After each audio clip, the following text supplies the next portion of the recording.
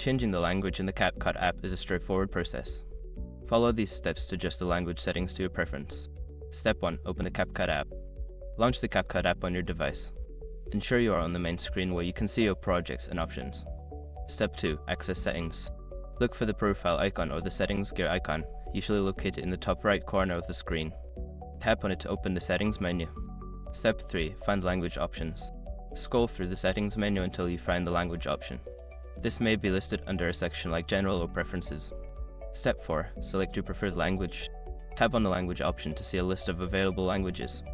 Choose the language you want to switch to by tapping on it. Step 5. Restart the app. After selecting your preferred language, close the app completely and then reopen it. The app should now display in the language you selected. Now you can enjoy using the CapCut app in your preferred language. If you need to change it again, just follow these steps.